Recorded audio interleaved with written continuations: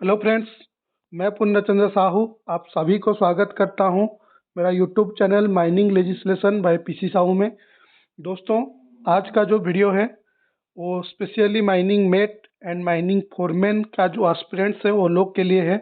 कुछ important probable questions के साथ आज का वीडियो हम लोग शुरू करेंगे और इसी वीडियो में हम लोग कुछ इम्पोर्टेंट प्रोबेबल क्वेश्चंस जो कि स्पेशली फोरमैन एंड मेट के लिए है उनके लिए डिस्कस करेंगे। लेकिन पहले भी जैसे मैं बोल चुका हूँ कि आजकल बोलना ये सही नहीं रहेगा कि ये क्वेश्चन फोरमैन लेवल का है या ये second class first class level का है। कोई भी क्वेश्चन किसी एग्ज़ाम में भी आ सकता है। तो ऐसा नहीं कि सिर्फ जो लोग एग्ज़ाम देने जा रहे हैं फोरमैन या मेट का वही ये वीडियो देख सकते हैं, कोई भी देख सकता है। और जो एमसीक्यू पहले भी और फ्यूचर में भी मैं अपलोड करूँगा फर्स्ट क्लास और सेकंड क्लास लेवल के लिए, सिर्फ मैनेजमेंट को छोड़ के फोरमैन और मेट लोग भी उसको देख सकते हैं। तो चैनल के साथ जुड़े रहिए, बेल आइकन को भी प्रेस कीजिए, सब्सक्राइब कीजिए और आपका फ्रेंड सर्कल में भी वीडियो को आप शेयर कीजिए। तो शुरू करते हैं आज का वीडियो। फर्स्ट क्वेश्चन की तरफ बढ़ते हैं। First question, the ratio of diameter of an explosive column to the blast hole diameter is known as dash. ये क्या बोल रहा है कि जो एक्सप्लोसिव कलम है, एक्सप्लोसिव कलम मान लीजिए कैटरीज है, ठीक है, इसको हमको होल में इंसर्ट करना है या घुसाना है। और जो ब्लास्ट होल का डायमीटर मान लीजिए, इसका डायमीटर क्या है, मान लीजिए ये सर्कल है, सर्कल का ये है रेडियस, ठीक है, जो सेंटर से मतलब सेंटर से जाके यहाँ पे जो टच कर रहा है इसको बोलते हैं रेडियस, RADIUS, इसको R में डिनोट करते हैं। और इसी का जस्ट डबल यानी कि पूरा सेंटर को टच करते हुए जो लाइन इधर से उधर टच करता है उसको बोलते हैं डायमीटर, ठीक है, डायामीटर, उसको D में डिनोट करते हैं। ये तो बहुत सिंपल चीज़ है, फिर भी बता दे रहा हूँ। तो ये होता है डायमीटर। तो एक्सप्लोसिव कलम का जो डायमीटर है, एक्सप्लोसिव कलम मतलब जो एक्सप्लोसिव कैटरीज हम इंसर्ट करते हैं, या फिर अगर हम लोग BMD ट्रक में कर रहे हैं, डायरेक्ट होल में BMD ट्रक से डाल रहे हैं, तो एक्सप्लोसिव का जो कलम बनेगा उसका डायमीटर और जिस होल में हम इस इंसर्ट कर रहे हैं उस होल का जो डायमीटर, उसके जो रेशियो को, उन दोनों के बीच में जो रेशियो है उस रेशियो को क्या बोलते हैं? Charge density ratio, Poisson's ratio, decoupling ratio, none of these. तो इसका सही आंसर होगा क्या? डीकपलिंग रेशियो, जो कि ऑप्शन सी है। समझ गए ये क्वेश्चन क्या बोल रहा है? जो हमारा एक्सप्लोसिव कलम का डायमीटर है और जो हमारा ब्लास्ट होल का डायमीटर है, ये जो डायमीटर यानी कि एक्सप्लोसिव का डायमीटर ये हो गया, और जिस होल के अंदर हम इसको घुसा रहे हैं उसी ब्लास्ट होल का डायमीटर का, इसका डायमीटर, एक्सप्लोसिव कलम का डायमीटर और जो ब्लास्ट होल का डायमीटर, ये दोनों का डायमीटर का जो रेशियो है उसको बोलते हैं डीकपलिंग रेशियो। नेक्स्ट क्वेश्चन की तरफ बढ़ते हैं। Sundry precautions relating to use of electricity in mines to be taken where all operators shall be maintained reasonably free from dash। जो सनड्राई प्रिकॉशन हम लेते हैं इलेक्ट्रिसिटी रूल के हिसाब से, माइंस पे जितना भी इलेक्ट्रिसिटी अपरेटर्स हम यूज करते हैं, तो वो बोल रहा है कि उसके हिसाब से अपरेटर्स किस किस चीज़ से फ्री होना चाहिए। यानी कि हम लोग जो अपरेटर्स को साफ करेंगे, जो सनड्राई प्रिकॉशंस लेंगे, किस किस चीज़ों से उससे दूर रखना है या फिर उससे साफ करना है। क्या क्या ऑप्शन है? मॉइस्चर, डस्ट, ऑप्शन सी बोल रहा है dust, dart and moisture, option D है नॉन ऑफ दीज। तो इसका सही आंसर है option C, dust, dart and moisture. Dust, जितना भी डस्ट पार्टिकल, माइंस में डस्ट तो होता ही है, तो अपरेटस में डस्ट चारों तरफ, जैसे हम बाइक में किसी डस्टी एरिया में जाते हैं तो बाइक में डस्ट लग जाता है कि नहीं, उसी तरह जो इलेक्ट्रिकल अपरेटस माइंस में यूज हो रहा है, जितना भी डस्ट लगेगा, डार्ट यानी कि जो गंदगी रहेगा, और मॉइस्चर, ये तीनों को हमको बचा के रखना है हमारा अपरेटस, इस तीनों से। ये इलेक्ट्रिसिटी रूल में मेंशन किया गया है।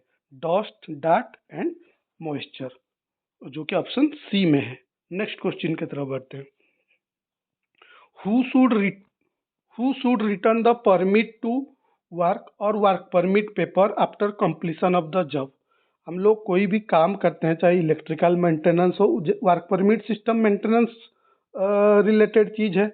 जब हम वर्क परमिट लेते हैं, चाहे वो इलेक्ट्रिकल मेंटेनेंस हो या फिर मैकेनिकल मेंटेनेंस हो, तो एक वर्क परमिट सिस्टम उसके लिए है जिसमें कि पहले से वर्क परमिट लेना पड़ता है। वर्क परमिट में क्या क्या चीज़ रहता है, उसका जो वर्क परमिट का जो फॉर्म है वो अलग अलग माइंस के लिए अलग अलग अपने हिसाब से बनाते हैं, लेकिन उसमें जो मेन जो पॉइंट रहता है, पहले तो कौन कौन काम करेगा। मान लीजिए एक इलेक्ट्रिकल मेंटेनेंस हो रहा है, ठीक है।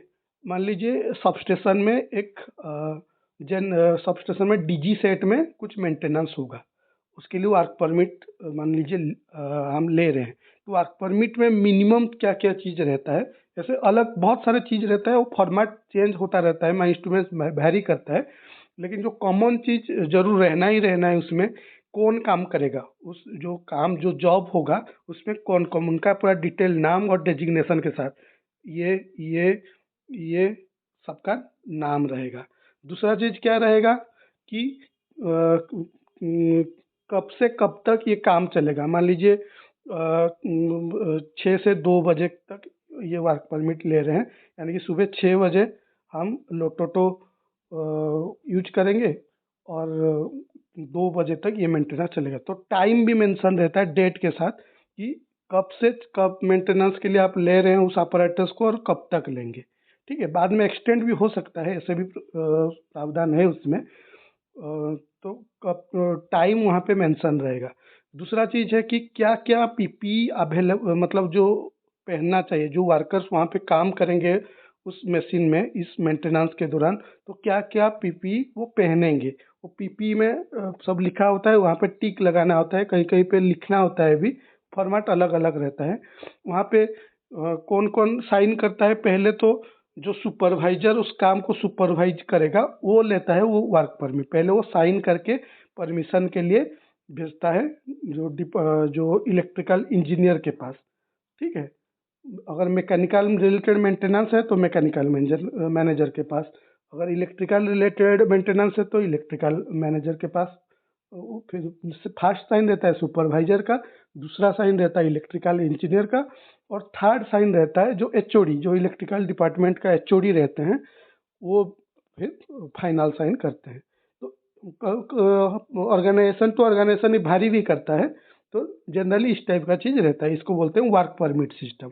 तो ये क्वेश्चन बोल रहा है कि जब काम खत्म हो जाता है तो उस वर्क परमिट पेपर को, जब तक वो काम चालू रहता है, वर्क परमिट पेपर वहाँ पे रहता है, जो जहाँ जिस एरिया में मेंटेनेंस काम चालू है वहाँ पे ये रहता है, ताकि कोई भी आके सेफ्टी ऑफिसर मान लीजिए आए, या फिर कोई भी वर्कमैन इंस्पेक्टर माइंस का आए कि बोले ये काम करे, वर्क परमिट लिए हो कि नहीं, दिखाओ हमको वर्क परमिट, तो वहाँ पे वो अवेलेबल रहता है जब तक ये वर्क परमिट लिया गया है, जब जिस टाइम पीरियड के लिए।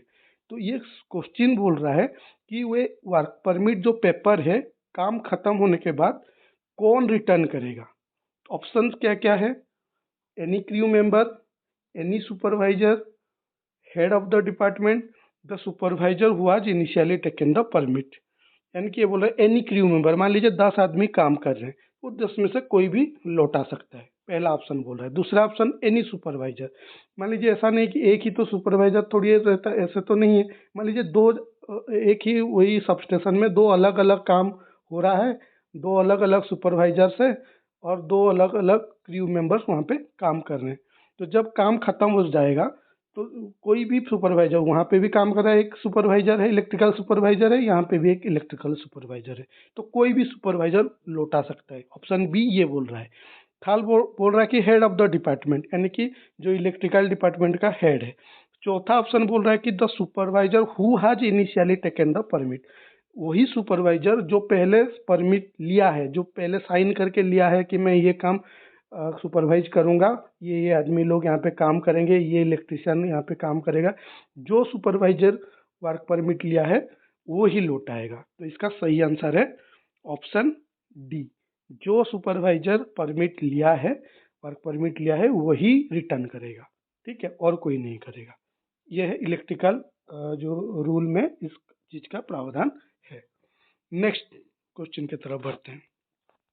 The length of flexible cable for electrically operated HEMM in open cast mine shall not exceed dash.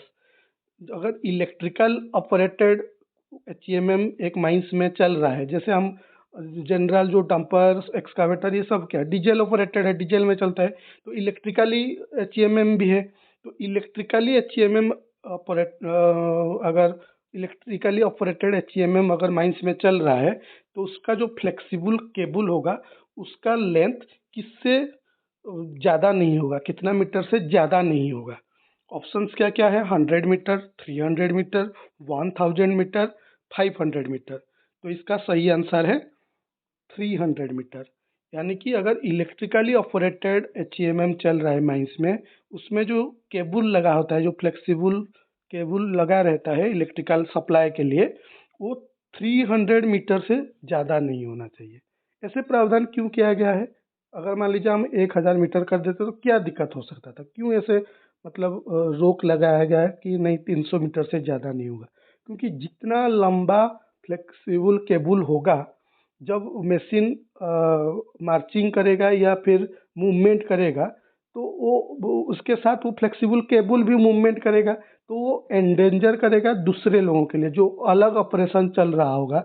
अगर बहुत बड़ा लंबा केबल डाला हुआ है, तो जैसे मशीन मूवमेंट करेगा, मशीन के मूवमेंट के साथ साथ वो केबल का भी मूवमेंट होगा, तो उसमें दिक्कत हो जाता है, बाकी ऑपरेशन को हैम्पर करता है। जैसे आप देखे होंगे, हम घर में जो गार्डनिंग के लिए पाइप यूज करते हैं, मान लीजिए हमारे पास बहुत बड़ा लंबा पाइप है, कभी कभी ज़रूरत पड़ता है तो फिर घर से लेके पूरा रोड तक मान लीजिए हमको डालना पड़ता है, इसीलिए लंबा पाइप रखे हुए हैं हम लोग।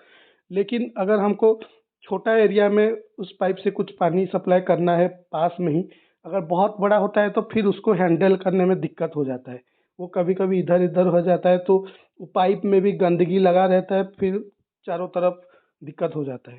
तो अगर बहुत ऐसे कुछ प्रावधान नहीं रहेगा, अपने मर्जी से हम कितना लंबा भी कर सकते हैं, तो वो एंडेंजर करेगा माइंस का सेफ्टी को। इसीलिए इसका प्रावधान लगाया गया है 300 मीटर तक मैक्सिमम उसका लंबाई हो सकता है। ठीक है, नेक्स्ट क्वेश्चन की तरफ बढ़ते हैं। At every workplace where airborne dust is generated, the owner, agent or manager of every mine shall cause the air to be sampled once in every dash। ये क्या बोल रहा है?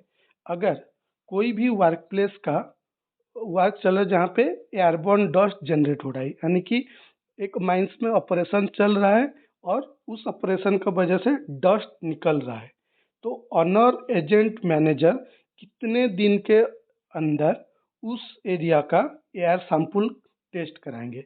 हम करते हैं ना, एयर सैंपल टेस्ट होता है, वाटर सैंपल टेस्ट होता है, और किस चीज़ का टेस्ट होता है? हर चीज़ का, जितना भी चीज़ एनवायरनमेंट को हम एनवायरनमेंट को अफेक्ट करता है माइंस में, सभी चीज़ का टेस्ट होने का प्रावधान है, उसके लिए स्टैट्यूटरी प्रोविजन है। एयर हो गया, वाटर हो गया, नॉइज हो गया, ग्राउंड वाइब्रेशन हो गया, जैसे ब्लास्टिंग के कारण ग्राउंड वाइब्रेशन होता है, तो उसका भी ग्राउंड वाइब्रेशन मेजरमेंट होता है कि कितना ग्राउंड वाइब्रेशन जनरेट हो रहा है ब्लास्टिंग के वजह से।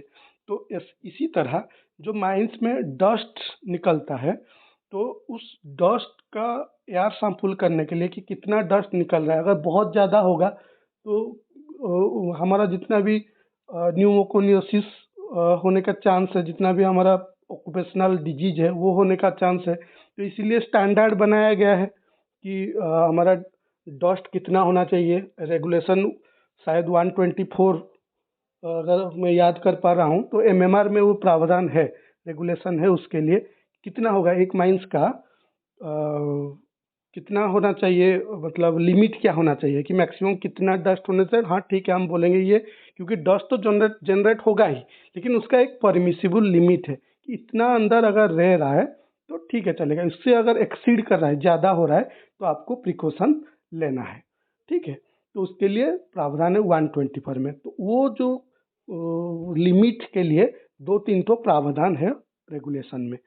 सबसे जो इम्पोर्टेंट चीज़ है, पहली बात तो है ये सिलिका के ऊपर डिपेंड करता है, क्योंकि जो डस्ट जितना हार्मफुल नहीं है, डस्ट में जो सिलिका कंटेंट रहता है वो सबसे ज़्यादा हार्मफुल होता है, जिसके वजह से हमारा ऑक्यूपेशनल डिजीज वगैरह होता है। ठीक है, तो सिलिका का परसेंटेज कितना है डस्ट में, उसके ऊपर डिपेंड करता है कि हमारा परमिसिबल लिमिट कितना होना चाहिए। समझ गए कि नहीं समझे मेरी बात? देखिए, मान लीजिए ये एक वर्क प्लेस है, यहाँ पे डस्ट निकल रहा है। ठीक है, ये सब डस्ट यहाँ पे निकल रहा है। तो ये डस्ट का लिमिट कितना होगा? लिमिट यानी कि 1 क्यूबिक मीटर। मान ली 1 क्यूबिक मीटर मतलब 1 metre length, 1 metre height, 1 metre width, 1 1 1। ये हो गया 1 cubic metre. 1 cubic metre air के अंदर कितना डस्ट होने से हम बोलेंगे कि हाँ ठीक है ये परमिसिबल लिमिट के अंदर है, वो हो गया डस्ट का परमिसिबल लिमिट। तो इसके लिए क्या क्या प्रावधान है? उसके लिए पहला चीज़ देखा जाता है कि सिलिका कंटेंट कितना है, क्योंकि डस्ट जितना हार्मफुल नहीं है, डस्ट में जो सिलिका कंटेंट रहता है, जो सिलिका डस्ट के साथ रहता है, वो हार्मफुल होता है शरीर के लिए, और उससे ही ऑक्यूपेशनल डिजीज वगैरह पैदा होता है। ठीक है, तो सिलिका कंटेंट के ऊपर डिपेंड करता है कि हमारा माइंस का परमिसिबल लिमिट कितना होगा, वो माइंस टू माइंस वेरी करता है। ठीक है, और उसके लिए जो फार्मूला है, वो फार्मूला ये है 15 डिवाइडेड बाय, ये भी कभी कभी एग्जाम में आता है, percentage of free respirable silica. मैं बोला था कि नहीं कि डस्ट का परमिसिबल लिमिट कितना होगा वो डिपेंड करता है सिलिका कंटेंट के ऊपर। तो उसके लिए जो फॉर्मूला है 15 divided by percentage of free respirable silica. Dust में जितना भी रेस्पिरेबल सिलिका है उसका परसेंटेज पहले निकालते हैं। कि मान लीजिए 1 क्यूबिक मीटर एयर में, मान लीजिए 1 metre height, 1 metre width, 1 metre length, जितना जगह होगा आप इमेजिन कीजिए। तो 1 क्यूबिक मीटर एयर में जितना डस्ट है पहले उसको कलेक्ट करते हैं। ठीक है, वो डस्ट मान लीजिए वो 100% है डस्ट। उस 100% में कितना परसेंट सिलिका कंटेंट है? मान लीजिए 10% है सिलिका। उस 100% हो गया डस्ट, उस 100% में 10% मान लीजिए सिलिका है। ठीक है, तो फॉर्मूला क्या बोल रहा है? 15 divided by percentage of free respirable silica. तो 15 डिवाइडेड बाय 10, तो उस माइंस का परमिसिबल लिमिट हो जाएगा 15 डिवाइडेड बाय 10 करने से कितना होगा? 1.5। 1.5 मतलब मिलीग्राम ऑफ डस्ट पर क्यूबिक मीटर ऑफ एयर। यानी कि 1 क्यूबिक मीटर एयर में अगर 1.5 मिलीग्राम अगर डस्ट रह रहा है तो ठीक है, वो परमिसिबल लिमिट के अंदर है। इससे अगर ज़्यादा होगा तो हमारा प्रिकॉशन हमको लेना पड़ेगा, हमारा परमिसिबल लिमिट से ज़्यादा हो रहा है डस्ट जनरेशन। तो ये माइंस टू माइंस वेरी करेगा, क्योंकि वो डिपेंड करता है फ्री रेस्पिरेबल सिलिका परसेंटेज कितना है। ठीक है, इसीलिए लेकिन ज़्यादातर देखा गया है कि तीन क्या बोलते हैं, 3 बोल रहा हूँ, 5% अगर सिलिका रहता है डस्ट में तो ये मैक्सिमम है। इससे अगर 5% से कम अगर रहता है सिलिका परसेंटेज तो उतना हार्मफुल नहीं है। ठीक है, मतलब ये मैक्सिमम लिमिट है। 5% तक चल जाता है, उतना दिक्कत होता नहीं है सिलिका परसेंट। तो अगर 5% को हम एक्सेस मानेंगे तो 15 डिवाइडेड बाई 5 करने से कितना आया? 3।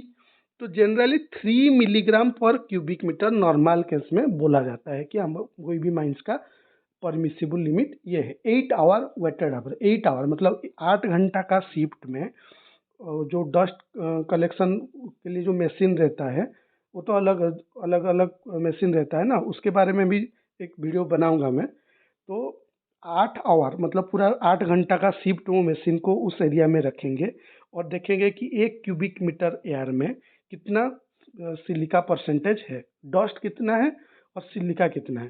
सिलिका मान लीजिए 5% है तो 15 डिवाइडेड 5 होने से 3 हो गया। तो 3 मिलीग्राम अगर डस्ट वहाँ उसमें मिल रहा है तो ठीक है, वो लिमिट के अंदर है। 3 से अगर ज़्यादा हो गया तो परमिसिबल लिमिट से ज़्यादा हो रहा है। ठीक है, तो ये 8 आवर के लिए 3 मानते हैं। इस तरह का एक क्वेश्चन भी आता है। 12 आवर शिफ्ट मान लीजिए, तो 12 आवर में कितना होगा silica permissible limit of dust. अगर 8 घंटा में हो रहा है 3 परमिसिबल लिमिट, तो 12 आवर में कितना होगा 4.5। तो क्योंकि आठ आठ का आधा बोलने से 4 हो जाएगा, 8 + 4 12, तो 12 आवर में कितना होगा 3.5 होगा। तो इसी टाइप का सवाल भी कभी कभी एग्जाम में पूछ लेता है। तो उसका फंडामेंटल यही है, उसका जो मेन फार्मूला जो है वो क्या है, 15 divided by percentage of free respirable silica. और इसी क्वेश्चन से और 2 क्वेश्चन भी बन सकते हैं। जैसे इसका सही आंसर होगा, हाँ अभी तो इसका सही आंसर मैं बोला नहीं हूँ कि एक माइंस में जो जहाँ पे डस्ट जनरेट हो रहा है, तो वहाँ पे कितना दिन के अंदर owner agent manager dust sample करेंगे। तो नॉर्मली 6 मंथ में हमको करना है नॉर्मल केस में, कि कितना हमारा सिलिका कंटेंट कितना आ रहा है और हमारा डस्ट परमिसिबल लिमिट के अंदर है कि नहीं। जनरली 6 मंथ, इसका आंसर होगा 6 मंथ। लेकिन इसमें और 2 क्वेश्चन भी है। अगर हमारा परमिसिबल लिमिट फिक्स हो गया, मान लीजिए हमारा सिलिका परसेंटेज है 5%, तो 15 डिवाइडेड बाई 5 करने से कितना होगा 3 मिलीग्राम पर क्यूबिक मीटर। अगर 3 मिलीग्राम पर क्यूबिक मीटर डस्ट कंसेंट्रेशन आ रहा है तो परमिसिबल लिमिट के अंदर है। लेकिन जब फिर नेक्स्ट 6 महीने के बाद फिर हम करेंगे कि कितना आ रहा है, अगर 50% ऑफ परमिसिबल लिमिट अगर पहुंच जाता है, जैसे हमारा परमिसिबल लिमिट फिक्स हो गया कि 3 मिलीग्राम पर क्यूबिक मीटर, इसका 50% कितना होगा 1.5 मिलीग्राम पर क्यूबिक मीटर। तो इसका 50% पहुंच गया। तो परमिसिबल लिमिट का अगर 50% पहुंच जाता है, जब हम एयर सैंपल करते हैं नेक्स्ट 6 महीने के बाद, तो अगर हमको जो रिजल्ट मिला नेक्स्ट 6 महीने के बाद जो एयर सैंपलिंग करेंगे, डस्ट सैंपलिंग करेंगे, सॉरी एयर नहीं बोल रहा हूँ, डस्ट सैंपलिंग करेंगे, तो अगर हमारा परमिसिबल लिमिट का 50% टच हो गया, तो हमको नेक्स्ट जब हम करेंगे ये डस्ट सर्वे कितना दिन के अंदर 3 मंथ के अंदर, वो प्रावधान है। समझ में आया कि नहीं है मेरे बात? बहुत सारा चीज़ लिख दिया, मिटा देता हूँ। नॉर्मली केस में 6 महीने में करते हैं डस्ट जो सैंपलिंग, 6 महीने में। अगर हमारा परमिसिबल लिमिट का 50% टच हो जाता है, जब हम एयर सैंपल करते हैं कि हमारा परमिसिबल लिमिट मान लीजिए 3 है, 1.5 हमारा आ रहा है, तो 50% टच हो गया परमिसिबल लिमिट का। तो हर 3 महीना में करना है, 6 महीने के बदले। ऐसे नॉर्मली 6 महीने, नेक्स्ट 6 महीने के बाद फिर हमको करना चाहिए, लेकिन नहीं, क्योंकि हमारा 50% टच हो रहा है रिजल्ट परमिसिबल लिमिट का, तो इस केस में 3 महीने में एक बार करते हैं। फिर उसी तरह और एक है, अगर 75% टच हो जाता है, 75% यानी कि मान लीजिए हमारा परमिसिबल लिमिट 3 है, 50% ये हो गया 1.5, और 75% हो गया कितना कितना 75% कितना हो गया, कैलकुलेट कीजिए। तो 75% अगर हम टच कर जाते हैं परमिसिबल लिमिट का, तो 1 महीना में करना है, तो इसका आंसर हो जाएगा 1। अगर इस क्वेश्चन को आपको ध्यान देना है, कुछ बोला है क्या 50% टच हो रहा है या 70%, परमिसिबल लिमिट का 50% टच हो रहा है या 75%। अगर 50% टच हो रहा है तो 3 महीने में करेंगे डस्ट सर्वे। अगर 75 टच हो रहा है तो 1 महीने में करेंगे। अगर कुछ नहीं दिया है नॉर्मल केस में, तो 6 महीने में एक बार हम डस्ट सर्वे करेंगे। Clear, fundamental clear. तो ये क्वेश्चन का ऐसे और 2 क्वेश्चन में, 2 क्वेश्चन, काफ़ी सारा क्वेश्चन में बोल दिया। ये 3 मंथ वाला क्वेश्चन बोला, 1 मंथ वाला बोला, परमिसिबल डस्ट लिमिट कितना है बोला, अगर 8 आवर वेटेड 8 आवर शिफ्ट है तो उस केस में कितना होगा बोला, 12 आवर का केस में कितना होगा बोला। तो सिलिका कंटेंट के ऊपर डिपेंड करता है कि हमारा परमिसिबल लिमिट क्या होगा। तो ये सब चीज़ आपको समझना है और क्वेश्चन क्या पूछ रहा है उसको देखना है। ठीक है, नेक्स्ट क्वेश्चन की तरफ बढ़ते हैं।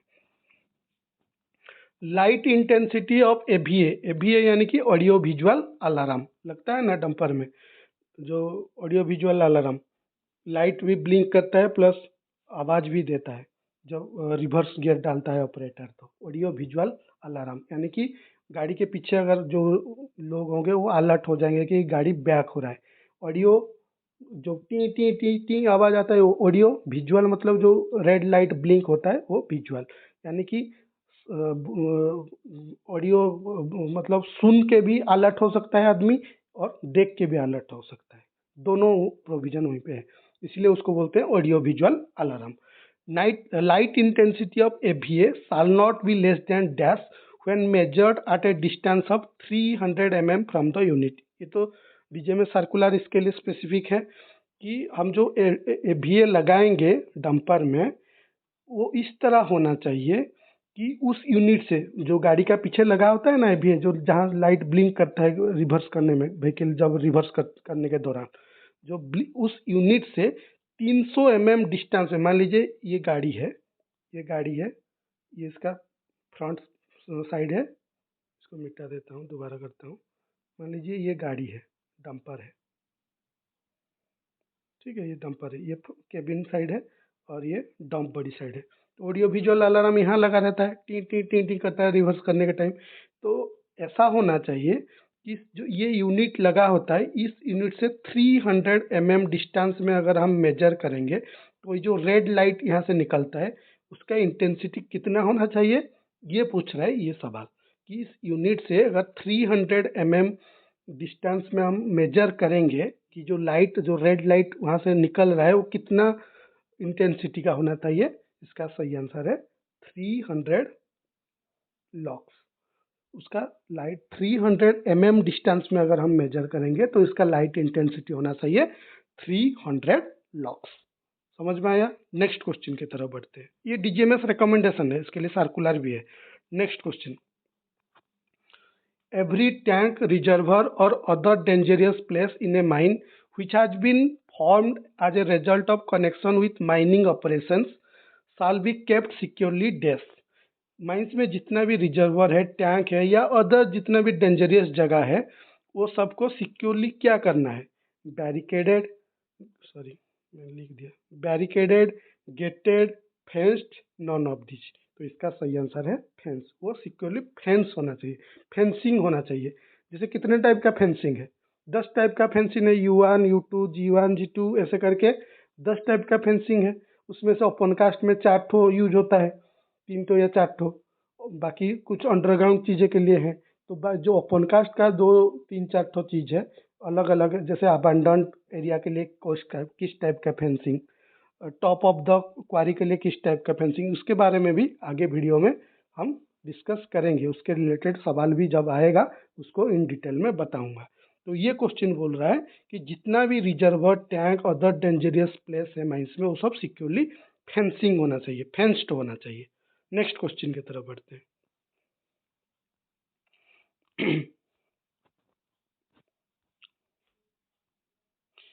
Every air receiver tank case shall subject to a hydraulic test at a pressure at least dash the maximum permissible working pressure। जितना भी हाइड्रोलिक जितना भी टैंक है जहाँ पे बहुत प्रेशर में चीज़ें रहता है, चाहे वो एयर प्रेशर हो या फिर हाइड्रोलिक ऑयल का प्रेशर हो, जितना भी टैंक है वो सबका हाइड्रोलिक टेस्ट होना चाहिए। कितना प्रेशर में ये बोल रहा है, 1.2 टाइम्स, ये 1.2 टाइम्स, 3 टाइम्स, 1.5 टाइम्स, 2 टाइम्स।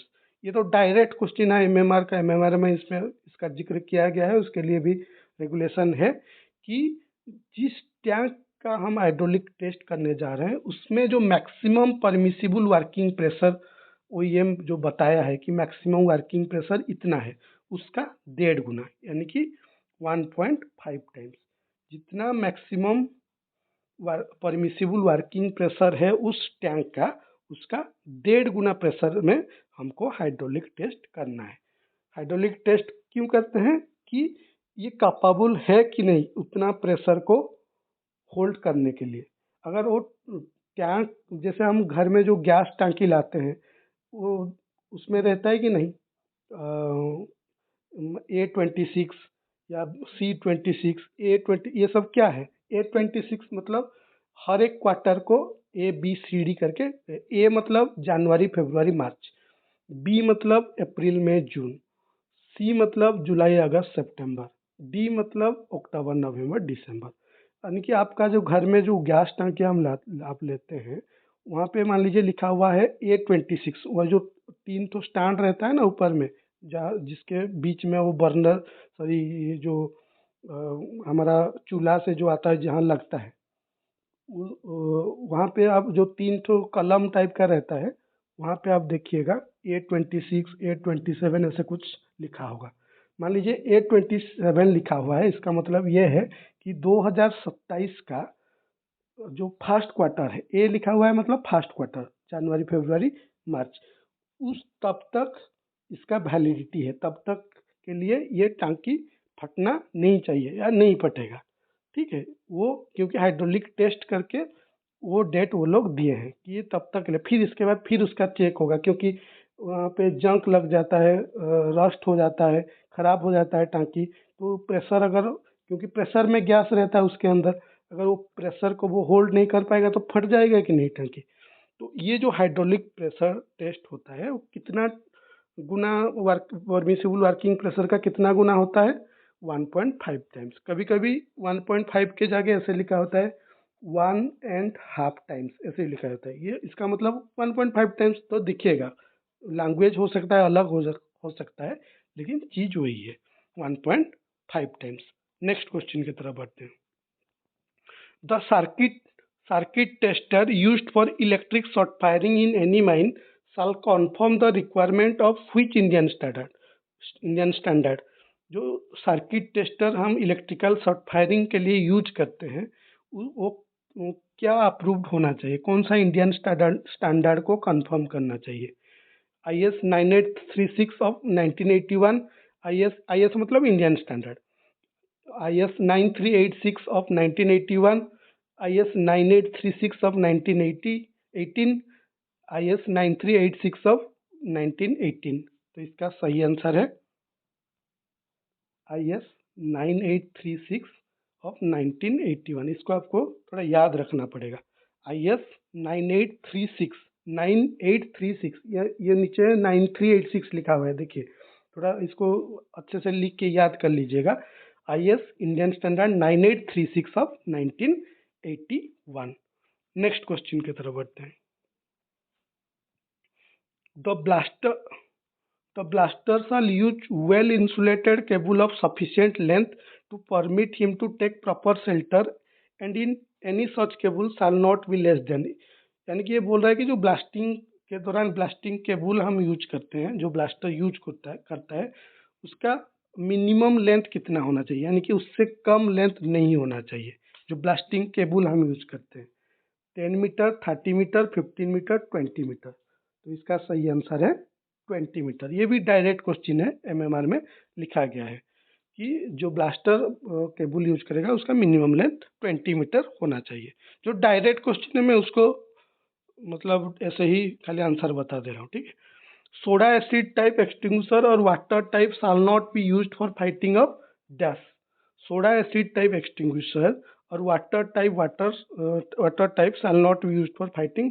बोल रहा है कि हमारा काफ़ी सारा टाइप का एक्सटिंग्विशर मिलता है, जैसे मैकेनिकल फोम हो गया, सोडा एसिड टाइप हो गया, DCP हो गया, DCP यानी कि dry chemical powder, CO2 type हो गया, काफ़ी तरीका का फायर एक्सटिंग्विशर अवेलेबल है। तो ये बोला है कि सोडा एसिड टाइप जो एक्सटिंग्विशर है और जो पानी टाइप का एक्सटिंग्विशर है वो किस टाइप का फायर में यूज नहीं करना चाहिए या नहीं यूज होता है? Oil fires, electrical fires, both A and B, solid fires. तो इसका सही आंसर है both A and B. Fire कितने टाइप का, इसका पहले वाला वीडियो में हम डिस्कस कर चुके हैं, जैसे class A, class B, class C, class D, class K, ये ऑलरेडी हम डिस्कस कर चुके हैं पिछले वाले वीडियो में। तो जो लोग नहीं देखे हैं वो वीडियो को जरूर देखें, पिछले वाला वीडियो, ठीक है। तो both A and B, oil fires के लिए भी नहीं यूज करेंगे, इलेक्ट्रिकल फायर्स के लिए भी नहीं यूज करेंगे। ये भी डायरेक्ट क्वेश्चन है। Motion sickness condition can be caused by dash, working at height, working near water body, fall from height, travelling in A vehicle. Motion sickness क्या होता है? जैसे आप देखे होंगे कोई कोई होते हैं कि जैसे बस में बैठते हैं तो उनको चक्कर जैसे लगता है, उनको जैसे लगता है कि घूम रहा है, या बस आगे चलता है उनको लगता है कि बस पीछे की तरफ भाग रहा है, उनका सर चक्कर आने लगता है, वोमिटिंग होता है, वोमिटिंग मतलब उल्टी करना, ये सब होता है। ये होता है मोशन सिकनेस, मतलब गति करने के वजह से जो सिकनेस आता है। कोई लोग बाइक में जाने से उतरने के बाद उनको जैसे लगता है थकान जैसा लगता है, सर घूमता है उनका, उल्टी लगता है, वोमिटिंग होता है, ये होता है मोशन सिकनेस। तो ये किस वजह से मोशन सिकनेस हो सकता है? वर्किंग एट हाइट, ऊपर में काम करने से, working near water body, fall from height, travelling in A vehicle. तो इसका सही आंसर है ट्रैवलिंग इन ए व्हीकल। कोई भी व्हीकल में अगर ट्रैवल करने से इस टाइप का चीज़ हो सकता है। ठीक है, तो दोस्तों ये था कुछ इम्पोर्टेंट प्रोबेबल क्वेश्चंस जो कि माइनिंग मेट और फोरमैन लेवल के लिए ज़्यादातर सुइटेबल है, लेकिन आजकल तो बोल नहीं सकते कि किस टाइप का क्वेश्चन किस में आ जाए। तो ज़रूर इस टाइप का वीडियो अगर आप देखना चाहते हैं तो मेरा चैनल को सब्सक्राइब कीजिए, बेल आइकन को प्रेस कीजिए। आज के लिए इतना ही, रहता हूँ, धन्यवाद।